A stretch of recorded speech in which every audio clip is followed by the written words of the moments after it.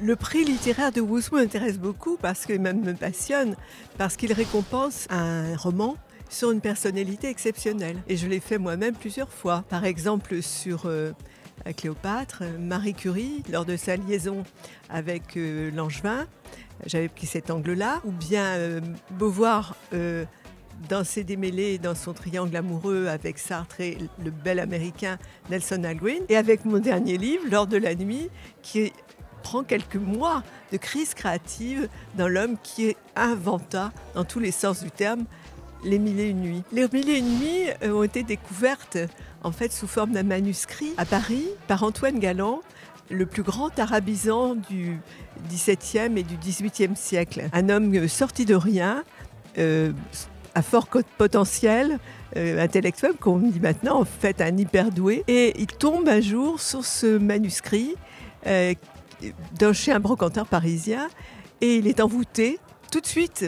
Dès qu'il le lit, c'est Sinbad. Il se met à le traduire et parallèlement, il apprend par le même brocanteur parisien mais d'origine arménienne que le texte n'est pas unique et il lui en offre, il en présente plutôt 4 autres. Et c'est là que Galland est encore plus envoûté parce qu'ils sont censés être écrits par une certaine Scheherazade. Donc Galland découvre Scheherazade.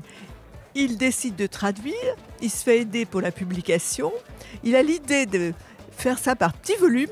Et en fait, c'est un succès fou parce qu'il vient d'inventer le principe qui régit actuellement nos séries sur Netflix ou ailleurs. Cette cause, elle avance, donc elle avance avec des excès, avec des gains tout à fait légitimes. Je pense que toutes les femmes ont compris que dans un certain nombre de cas, il ne faut pas baisser la tête, il faut dire non.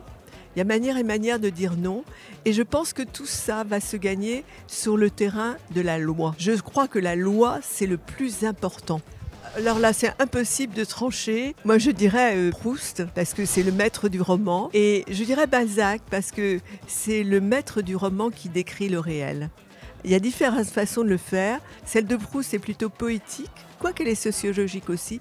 Et Balzac nous mène au cœur des ressorts les plus intimes de notre condition humaine, homme ou femme.